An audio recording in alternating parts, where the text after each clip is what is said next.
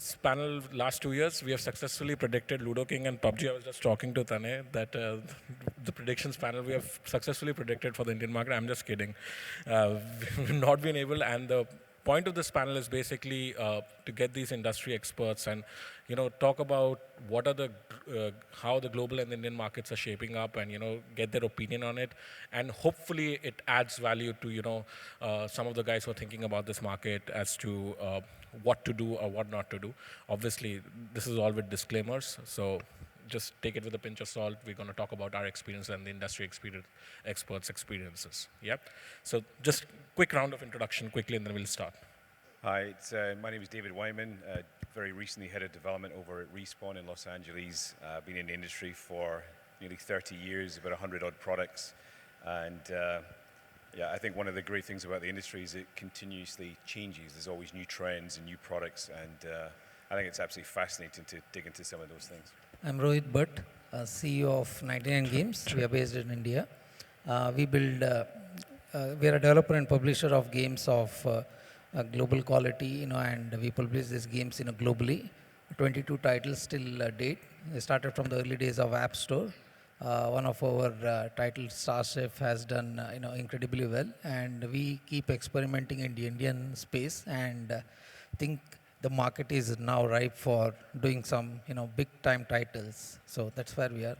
Hi, my name is Tanay. I'm one of the co-founders at MoonfrogThe Labs. We're a 5-year-old company based out of Bangalore, and we are focused on building mobile games for the Indian subcontinent. Hi, my name is Amit.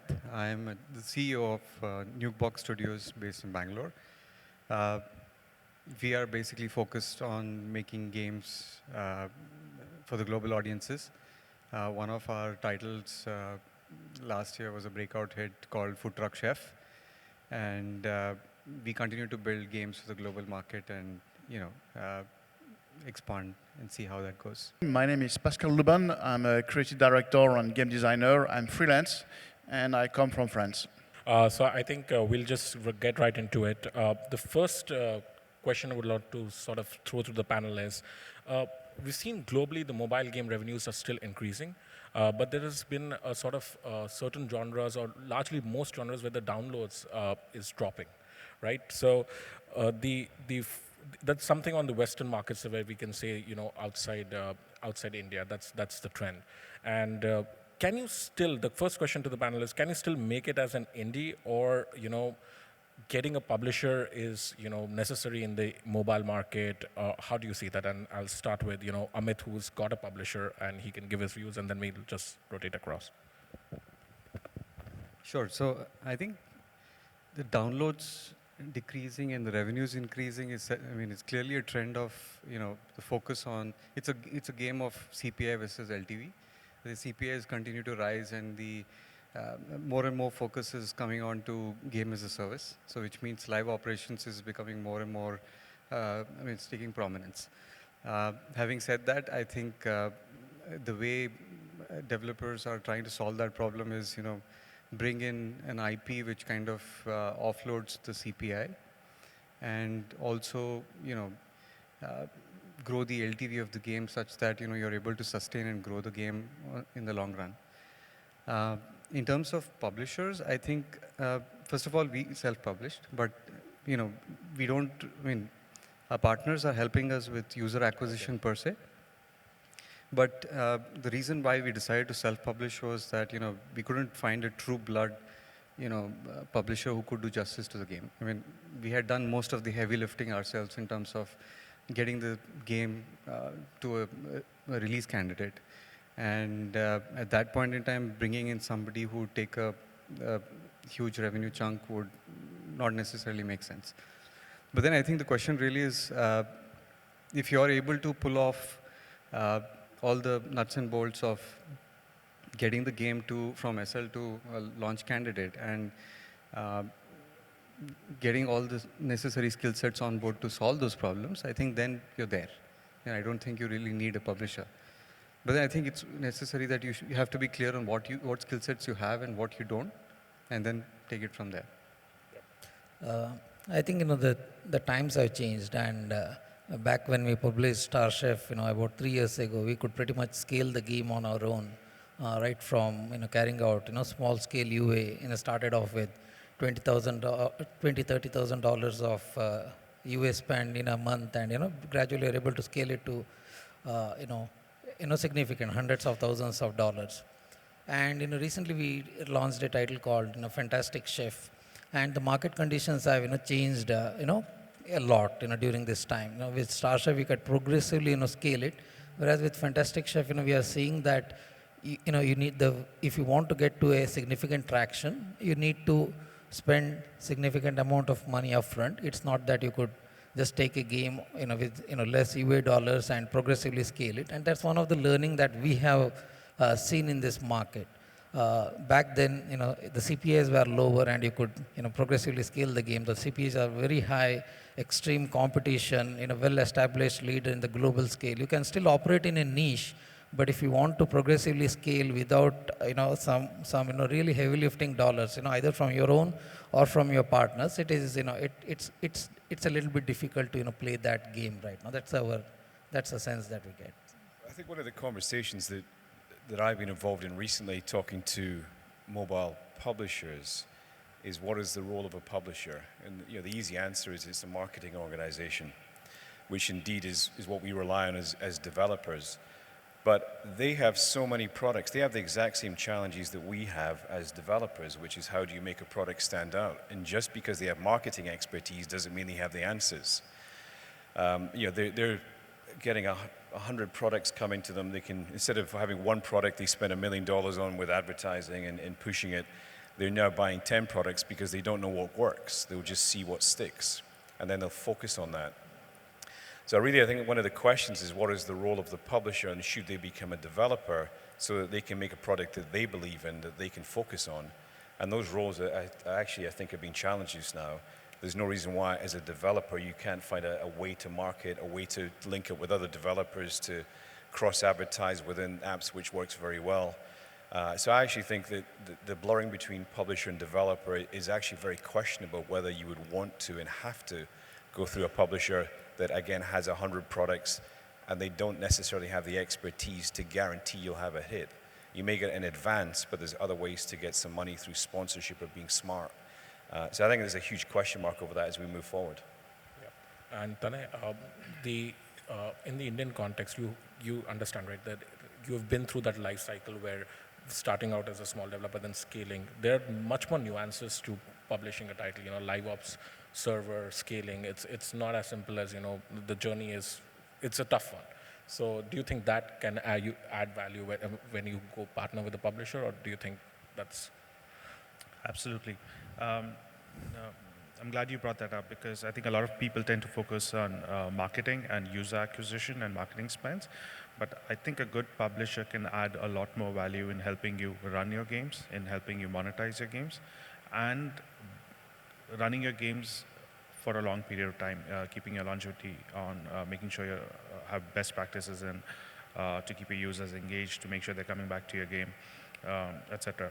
As a company that started with 5 people and built our own products and self-published, I think it's also important to know what your core strengths are, right? Or what kind of games can you build, and what market are you trying to address? I can give you 2 examples. One with Teen Pati Gold, where we had very strong tech, product, and live ops experience, and we built a product and were able to scale. We had 4 million daily active users now, started from 0, and with absolutely practically no marketing budgets. It's one of the highest grossing and top grossing apps in India at this point in time. It does very well. Another example quite recently was with Ludo Club. There were a large number of Ludo applications already on the App Store.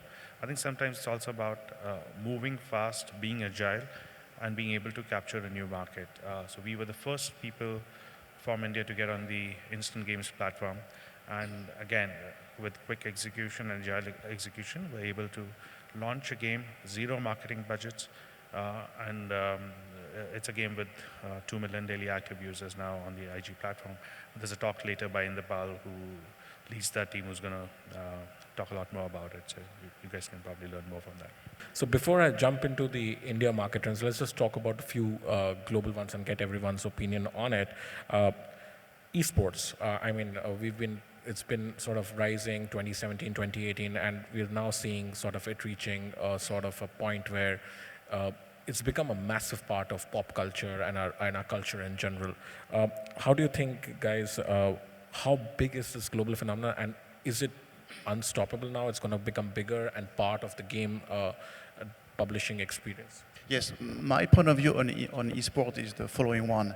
Esport is popular, but it will become a mainstream event only the day that will have games which are designed for the spectators. And actually, this is something which is very important to understand, is that today esport is working only with games that have been designed for gamers, for actual players, not for viewers. And if we want esport to become a mainstream event, we've got to design games which are designed from the point of view of the viewers. Think of football. You don't need to play football to appreciate a good game. You don't even need to know the rule. Just by watching it, you can enjoy it. Now, this is what we have to go. We have to design games that are easily enjoyable by people who don't actually play the games. I think esports, certainly for the next 3-4 years, has huge growth. 40% year over year. I think it's nearing $1 billion in worldwide turnover with sponsorship. But I think a great deal of that growth is from infrastructure that's being built. It's being built into Xbox dashboards. It's being built into games. It's a marketing tool. I think where the challenge comes, so yeah, there's a good run in front of us, and certainly the numbers will increase, the metrics will increase. The difficulty is when it comes to credibility. And that is, if you're looking at the Olympics to make it esports a category, what is esports? It is a category, it's not a sport. Yeah. It changes continuously between patches, between builds, between yearly releases. So the transient nature of the games industry, I think if we're trying to merge that and connect that with the TV audience and advertisers who rely on stability, predictability year after year so they can predict revenues, how could you predict Fortnite or PUBG or any of the other categories of games, battle royale modes that are very popular? That's a very difficult thing to crack because that's cultural. So I think the growth is partly from infrastructure, but how we make it something that is fixed beyond just a marketing tool is a question that as an industry we have to really dig into. Microsoft will have their approach, Sony will have their approach, Electronic Arts will have their approach, the mobile industry will have their approach. That's too many people in the room to come up with what is the definition of esports. So it will certainly grow, revenues will grow, a lot of companies from an advertising point of view will connect with the gamer market. But if we try and go the traditional route of relying on advertising and the credibility that, again, traditional sports have, I think we'd have some real headwinds to face as an industry. Awesome. Rohith, just to get in perspective about the Indian scenario, I guess esports is not here seen as a marketing channel, but more as an enabler to, sort of introduce gaming culture. That's how I see personally that esports can act as an enabler. People will see actual value of playing games, right? You can actually win something, you can get fame. So do you think esports is important in the Indian context to sort of try and change the culture a little? Yeah, I think from that perspective, esports has its role to play in the industry, especially in India. It's basically about getting the word out, the culture, more widespread, and nothing does it better than having tournaments and getting a lot of attention onto the entire category. And then there is this whole channel of people who play games in a lot, and there is this avenue for them to shine in that avenue as well. And probably what it will do is it's more of a marketing thing as well here, because ultimately what it does is for the gamers out there, there is a channel for them to play, rise, be seen, and overall it does help to the overall ecosystem of the gaming industry. So I think tournaments and esports very, very important to take the gaming culture more widespread. Amit, you have some opinion on the India market. You're not generally focused, but you are here. So do you see the PUBG phenomenon with esports and even now Geo getting into esports big time? They have massive resources to back it. So how do you see this space pacing out? So I think my take on esports generally, I think Number one is, I think, for a developer and a publisher, I think unless it is bringing in new audiences, it is just a curiosity. And unless it's not bringing you the ROI, it's just a distraction. Okay. So but then, having said that, it's like, by way of esports, there are, it's opening up newer channels and, bringing in set of, hardcore audiences which can, bring, certain, do justice to the game, then it's fair. But I think the PUBG phenomenon, I think it was waiting to explode in the Indian market. I think it's just the right formula for the Indian masses where, I think we get this sense of, a huge kick when you're playing with social audiences and, there's this gratification of, mass murder at large anyway. So I think it's just a phenomenon which was waiting to happen. I think it's going to be interesting to see how that manifests in the next year to come, and if at all there is anything else which follows suit apart from PUBG to kind of grab that. I'd like to get David in on this. Console development, right? Do you see the industry sort of in the console space becoming even tougher to become a developer, new developer there, opening a studio, and just your perspective, what you've seen in India? Do you still think in India we can have like a full-blown console development studio? Your thoughts on that? Console development is incredibly hard. It's not just the skills and it's not just the quality of the product these days. It is a market that is ingrained in certainly the Western mindset. I would actually look at this differently, which is why would you want to be in the console market? Yeah. Because kids nowadays will buy 4 big games a year. They'll put in, if you're lucky, as a developer, 100, 200, 300 hours of gameplay. It's not a casual market to engage with, and it's very difficult to crack. You have to be in Los Angeles or San Francisco or Seattle or Paris or one of the real publishing gaming hubs. There's not very many new publishers going to come along, so you have to be there. And that goes for being in the UK as much as it is being in India. The skills are very different, but they're very sharp now. You have to be very specific. I have no question that over time the talent is here within the country. I have no question whatsoever that you could engage with that if you have some smart people in the room.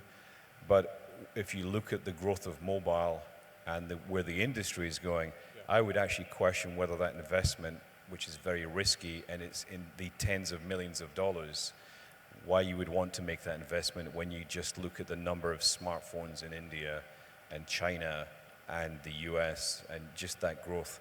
Sure.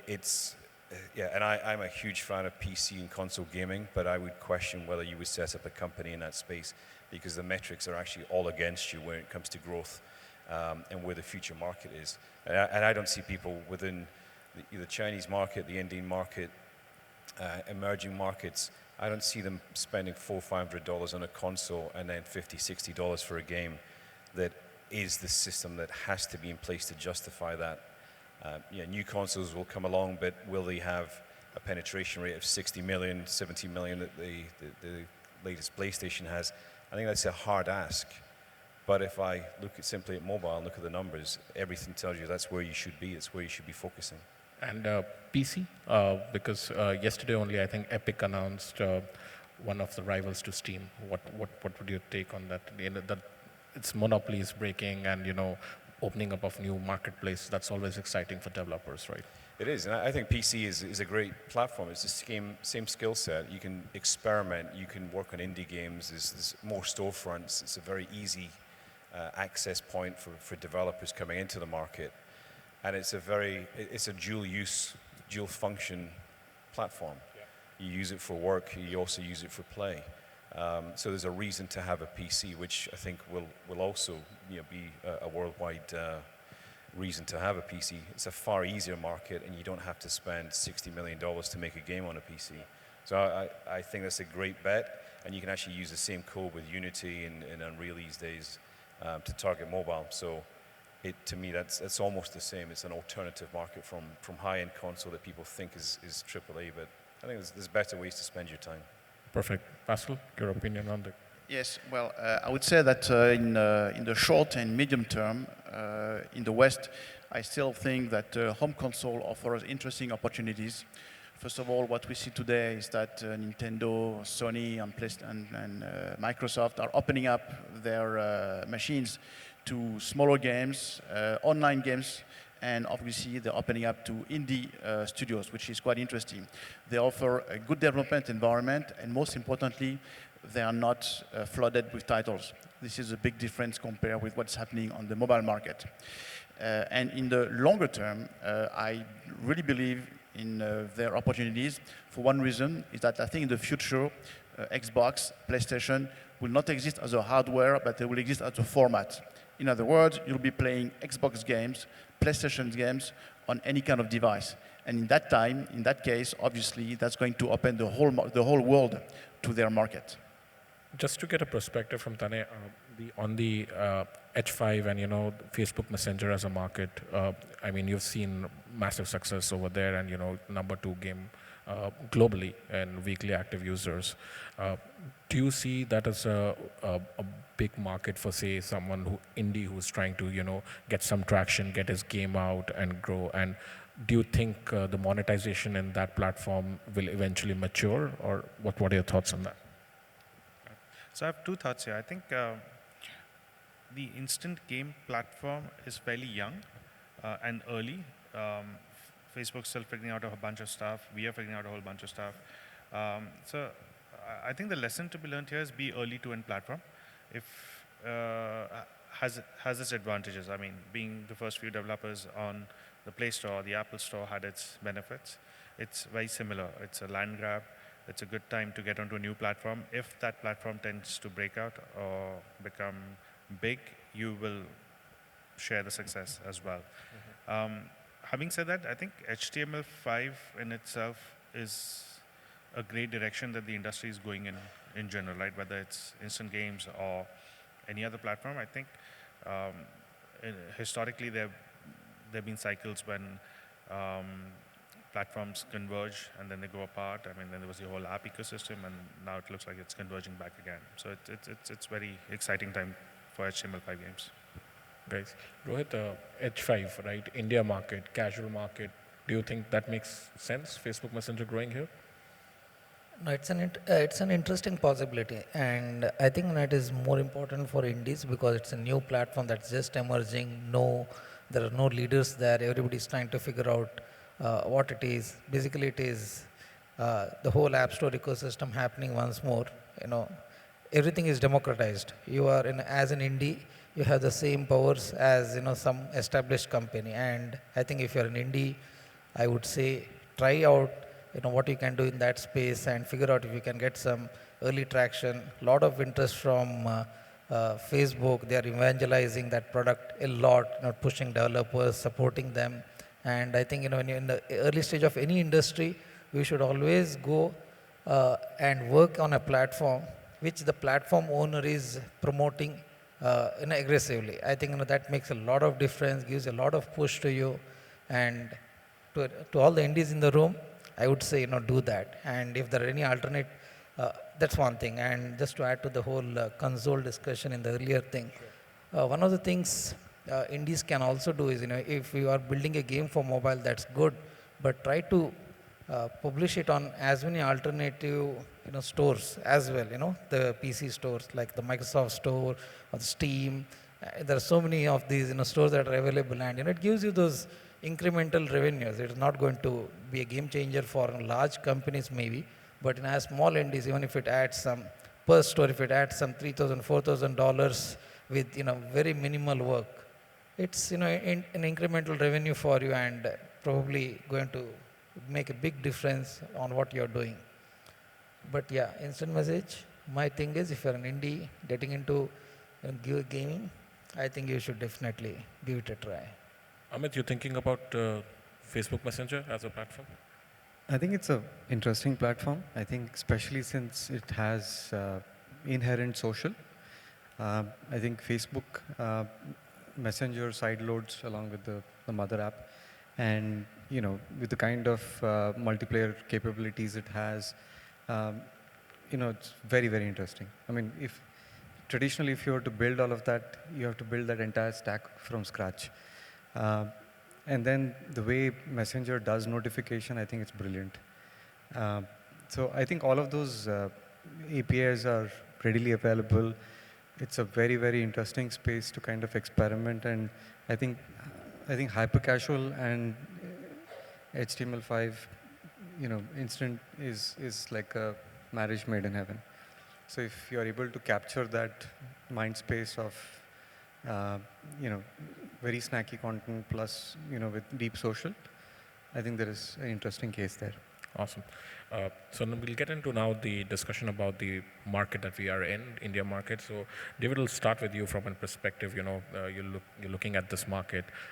We've seen, last year, Ludo, social casino, PUBG, all these categories sort of taking off. Multiplayer is basically one of the biggest themes in this market. Social country, we're inherently a social country. Challenges, yes, it's still not monetizing at the level, although Tanay would disagree with that, and I'm sure he would add points to that. But what do you think 2019, how do you think the Indian market is going to be shaping up like? What are the genres or something which you can predict? I think it comes down to essentially the one metric that matters is getting games in front of as many people as possible. I don't think it matters what platform it is, what store it's in, how much it costs to make, as long as it's a solid product, whether it's console or mobile. That one metric that we all have to focus on is just how do we get our products in front of customers, presuming it's a solid product to start with. Everything else flows from that. That's the key question to all of what we're talking about just now. And how we do that, I think really just has to come back to, as we're saying, is there's so many ways to get a product out, there's so many stores, there's so many initiatives. We actually just have to engage with everything just now to find out what works. There's no key answer to any of that, I'm afraid. It really is just now, it's a scatter approach to see what works. Rohith, what do you think? The global trends are that, the downloads growth are sort of slowing, but India, one of the top 3 countries possibly in terms of growth of downloads and engaged users. Monetization is still a challenge. How do you see this play coming along, for you guys at least?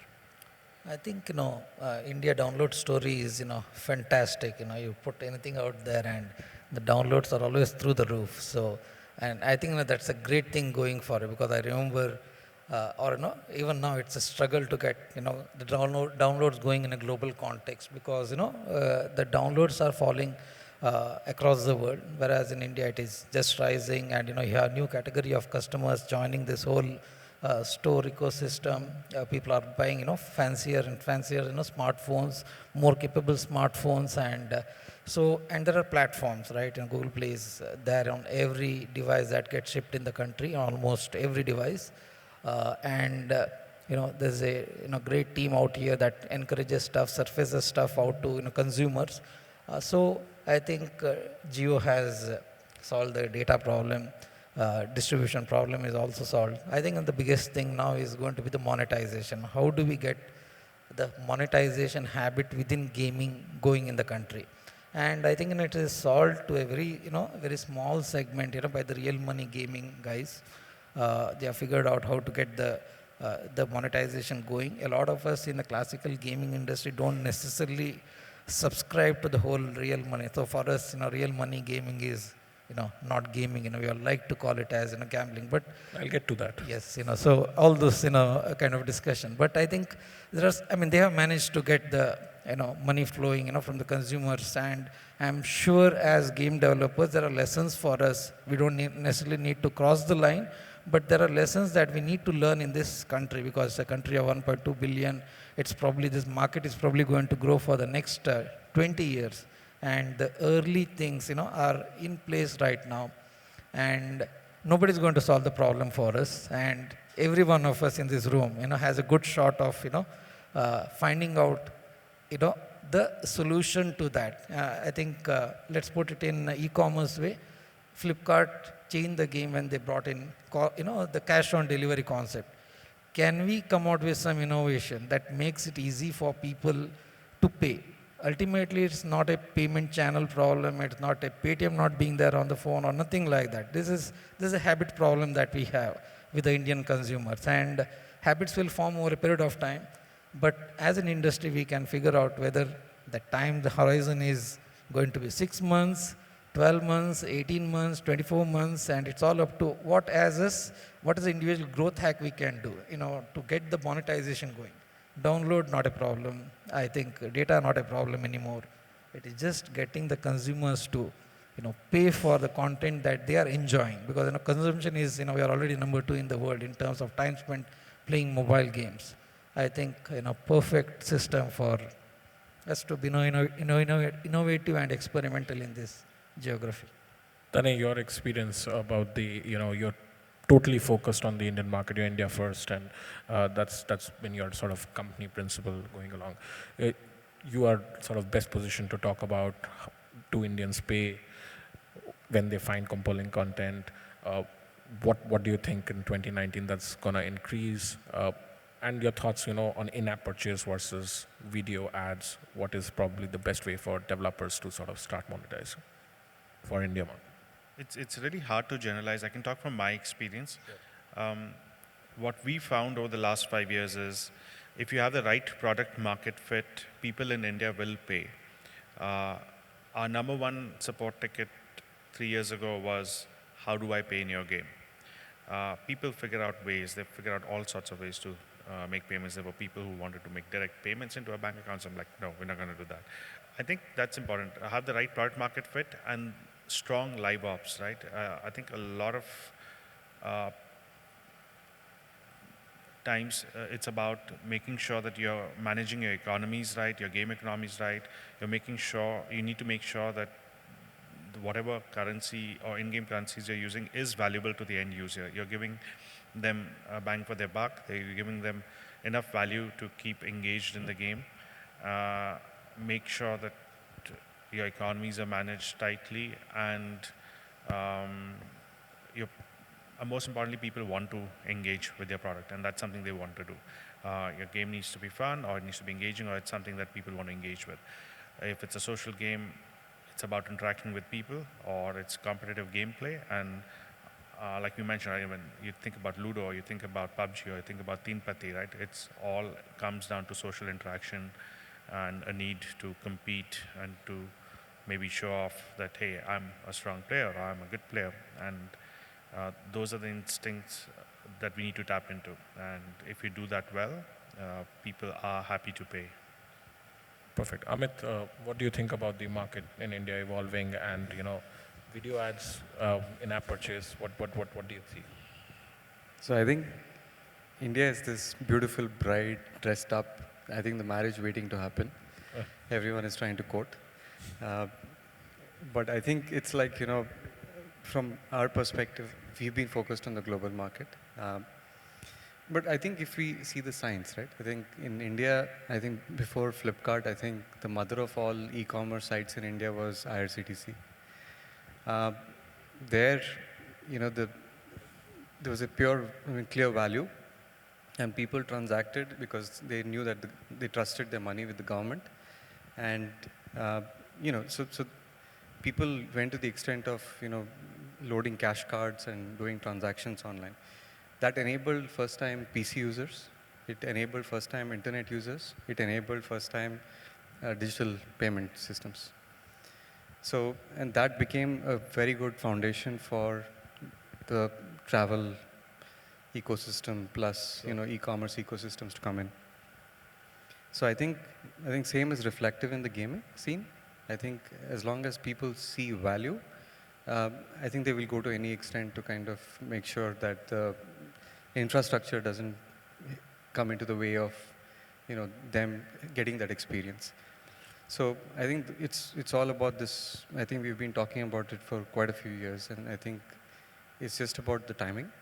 I think PUBG is an interesting case because it is kind of building that base for bringing in these users for the first time and transacting online. I think if that follows up with, very interesting, games which kind of, backs up that wave, that'll be a very, very interesting combination. Yeah, so just to, before PUBG also, 8-ball pool, Clash Royale, Teen Pattis, they were all monetizing. Like, I mean, PUBG it's a global phenomenon and India is no different. But, I mean, like you said, it's the value. In the end, it's the value of the product where people see, and that's the core point. Got it. Rohith, on the like you mentioned, a lot of alternative stores for indies to sort of upload their games. In India now, we are seeing some sort of small changes happening in, where the OEMs, whether it is the Xiaomi's or the Oppos, they are sort of now opening up their own app stores in India. Do you think, it's worthwhile for indies to start exploring and putting their games there and see what happens in the Indian market? Yes, I think distribution is something that you should always. If you have a new, okay, let me put it this way. Every time there is a new entrant into the market, they always come with a special momentum in trying to make their platform successful. And as indies, can you plug into that entire thing and ride the wave to the top? That's what you need to figure out. That's a way. If I'm in indie, 1-person, 2-person studio, I would have thought of, okay, is there a big daddy out there, on whom I can, try to work with and try to be on the storefront all the time and try to get to a particular level of momentum where I can probably, do more things, with other guys. So I think this development of alternate app stores is, it's a great development, not necessarily for indies, but for everyone. As long as distribution increases, it's a win-win for everyone in the industry, and specifically for indies. I think it's a great thing. So simple to the 3 Indian guys, is there a Brahmastra for improving monetization in India? Like one silver bullet where is it like Paytm Daldo? Everyone will start paying. Is there yes or no? Is there a Brahmastra for the Indian industry? Rohith? No Brahmastra. No.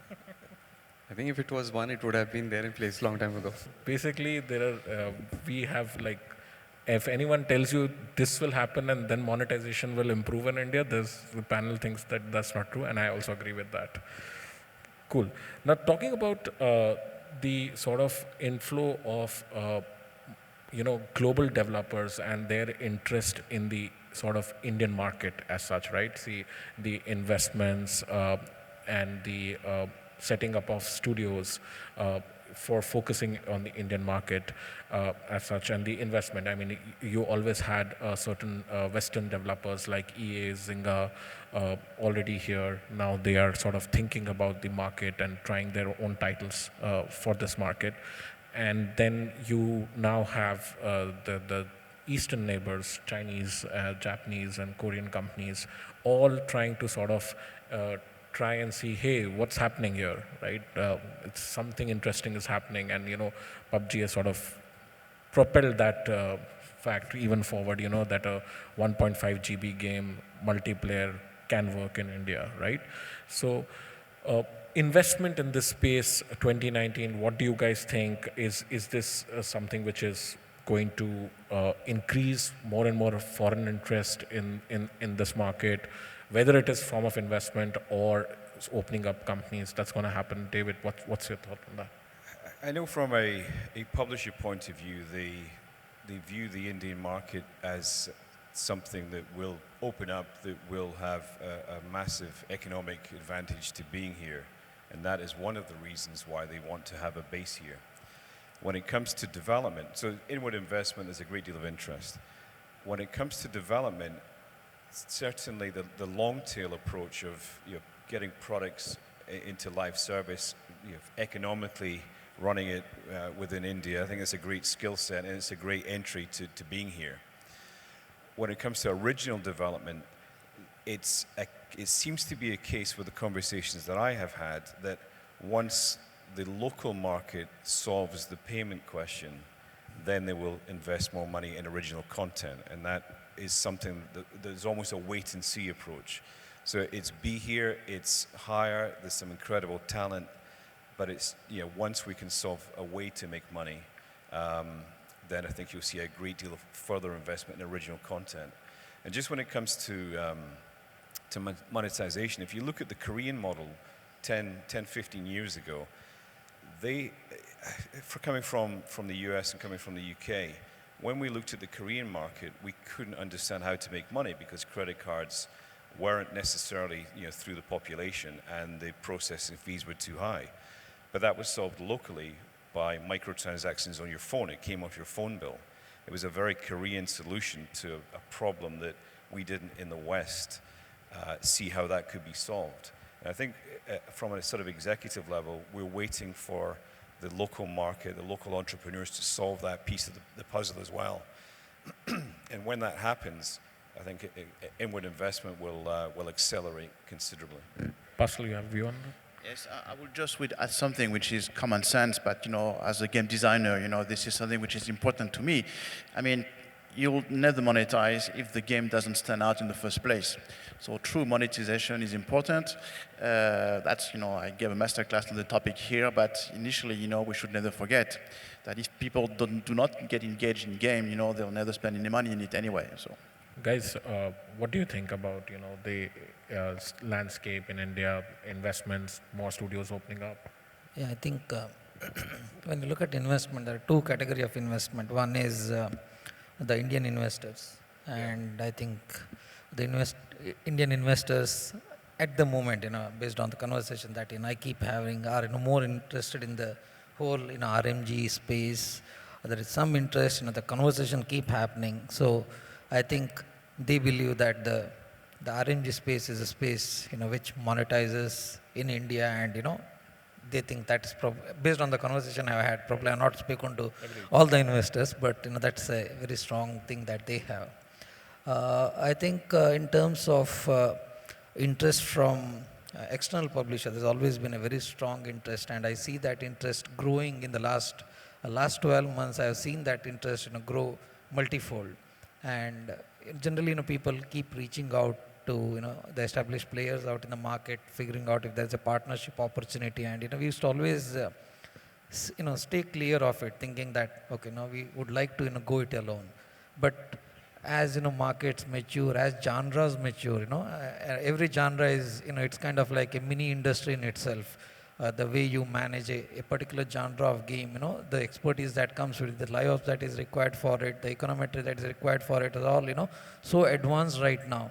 If you want to build a sustainable hit in a particular genre, you need to figure out whether you need to learn it all on your own the hard way, or should you partner with somebody, probably a player who has dominated that genre or does very well in that genre in a global, and see if you can partner with them. And I think that's a great thing that they are the external companies are looking at India with more and more interest. I agree with David that the monetization is not yet there, but there are certain companies who are willing to take that bet. Like us. And yeah, and YooZoo is a great example of taking that bet. But I think we keep having interesting conversation on this. But yes. Tanay, your thoughts on the investment in the space? I mean, someone who has already raised capital from VCs, right? What would be your advice to sort of young entrepreneurs in India who are trying to raise capital? How should they go about it in your experience? Yeah, so investments are funny, right? I mean, it's very hard to predict.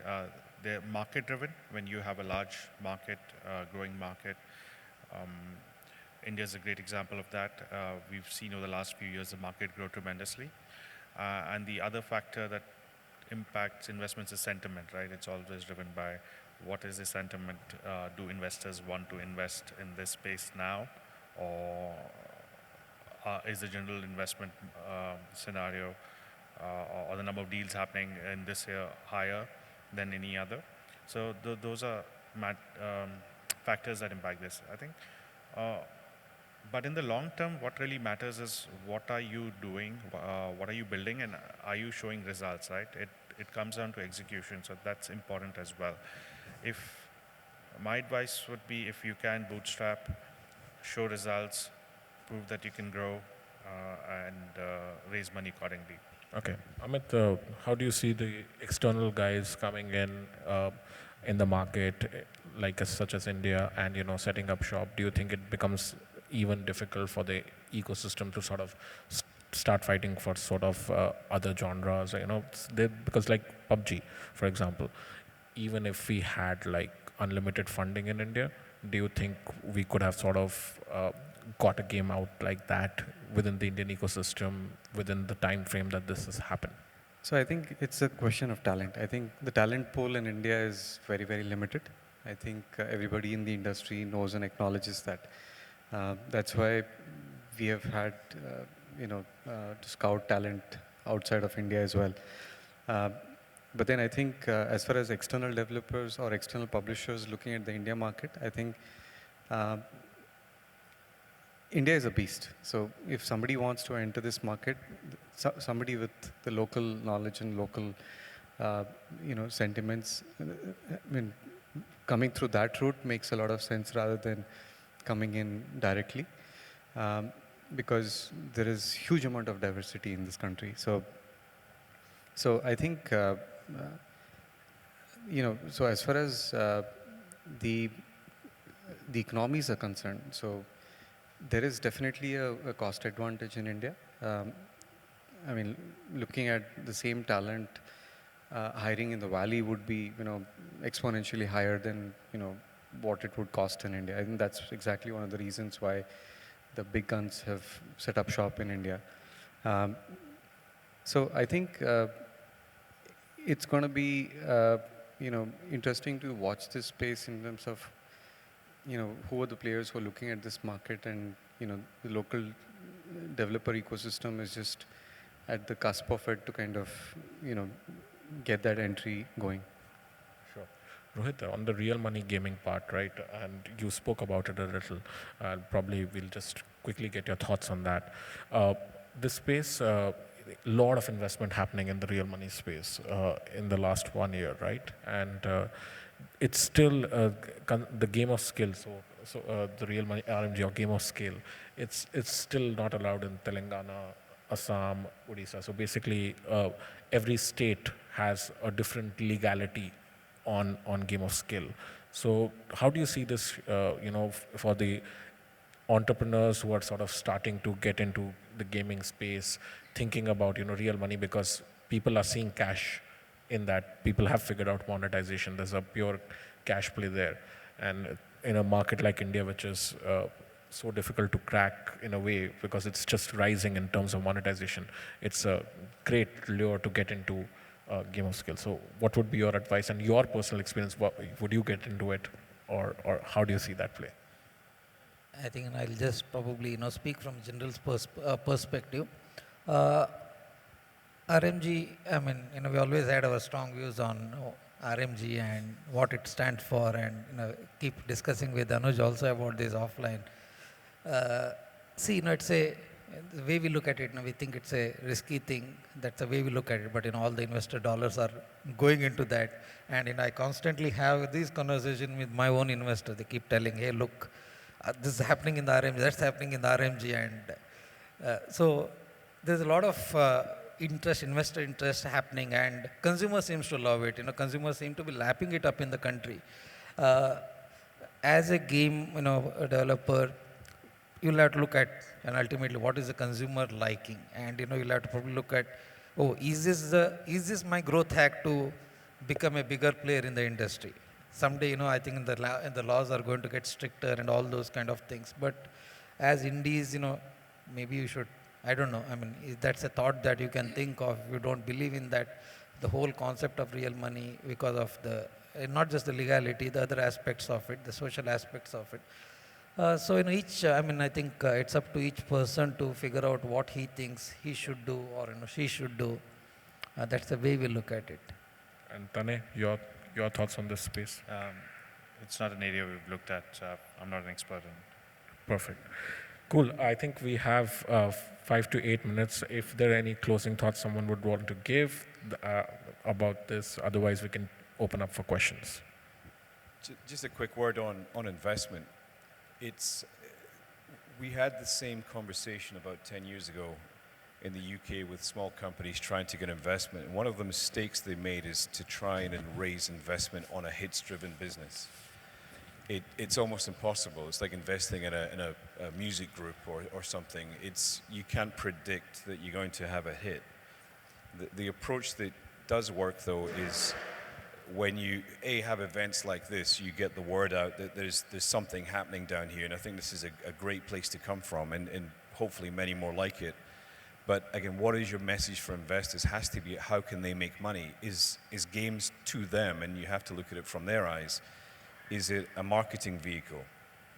And if you get X downloads, it's a marketing vehicle. That's an easier sell than trying to raise money on a hits-driven business. Unless you maybe have a management team that has a track record that goes back many decades. That's the only way you can get the confidence from investors to put money into it. But never try and approach investment, either overseas or presumably locally, just on the fact that you'll have a hit or you'll something that you can't prove. Because you lose credibility as an industry, and we've made that mistake in the UK, and it's only when we started talking about technology and reusing technology and reskinning it 5 times if it fails the first time, that the odds become in your favor as a company raising investment. But again, I think one of the main things is credibility in events like this is a huge part of that puzzle to bring interest into the country. Thanks. Which is still a little ironical because I don't understand the VC industry, but it's probably more like gaming industry. You have 10 companies, you invest, probably one becomes a mega hit. That's all game publishing is also about, right? So they don't want to invest in an industry which looks like them, probably. So we'll open up for questions. We make games, our TG is between 2 to 11, and we make COPA compliant games. However, now even 4-year upwards are playing PUBG. As a game designer, how would you tackle something like that where you have to make a COPA compliant game and still kind of compete with a game like PUBG? Yes, it's a difficult question because obviously PUBG is so popular. Actually, in that kind of situation, going head front is just absolutely impossible. So I would try just to go around the problem and find a different approach to the game experience. We should not forget that when people play games, it's because they're looking for something. They're looking for some kind of experience. They're looking for emotions. And that's so many ways to create emotions. It's not necessarily by following the same rules as a game leader. It is just by maybe completely bending the rules and offering something different. So what I'm trying to say is that what you should try to do is try to take the risk of being creative. It's probably less risky than just trying to follow existing rules and compete head-on against a game which is just as powerful. Now, beside that, of course, I cannot go any further because I would need to go into the details and see, the game concept and so on. I think, first of all, an 8-year-old playing PUBG is also age inappropriate, actually. It's rated 12 and above. So I think if age inappropriation is happening in PUBG, I think it's for the parents to be conscious of not letting the children play. But then again, I think it's like cross-border territory, right? So it's. So I have heard you all talk about casual games as a market. But if you guys can figure out a way of entering the educational market, which is the main concern for the parents, for declining gaming over education, what would your thoughts be for that? Like we are having smart classes nowadays in schools and even government schools. So how would you tackle that? Use that as an opportunity? Of course, I'm not an expert in that field, but one advice I would give is just try to get the teachers in the loop. In other words, that's what I would try to do if I was going to design a game for educational purpose. I would just target the teachers, and use them, to promote the game among the children. None of us have sort of made education games, so none of us probably can answer it. So if you look at the top 50 grocers right now, primarily these are the companies who have been building games for long.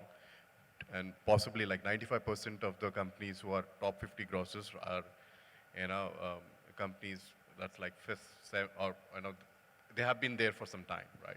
Do you think that gap would be changed in terms of like more and more first timers or second time, or the new guys gonna, take over those top 50 things, top 50 grosser and in the coming days?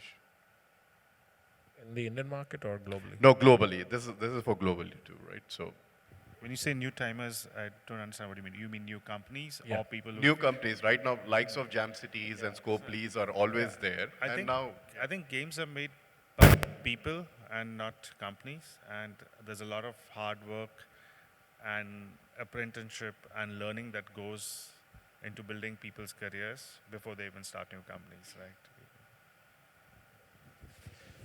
Yeah, I'll just complete. I've been in this industry for 23 years and I've seen amazing things.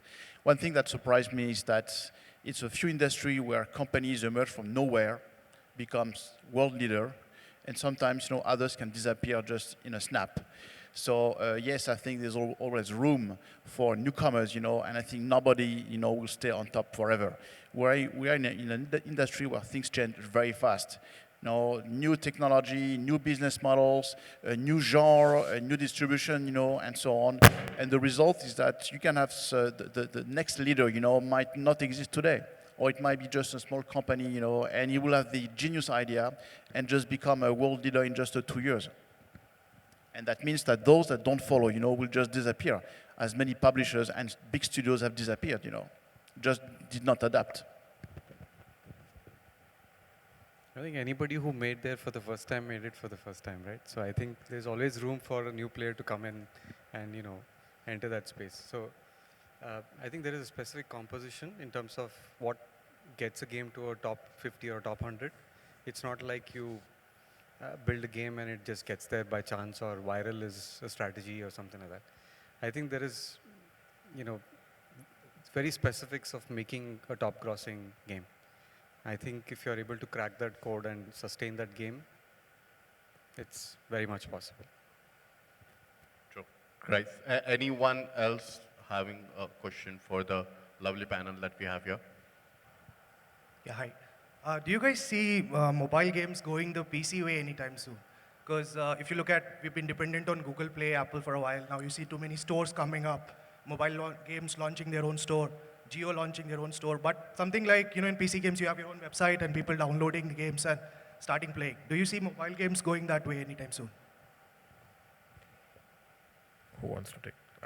I'll just have a stab at it. I mean, I see that happening not at the pace at which PC is happening. Yes, there are alternative stores that have already existed in the ecosystem.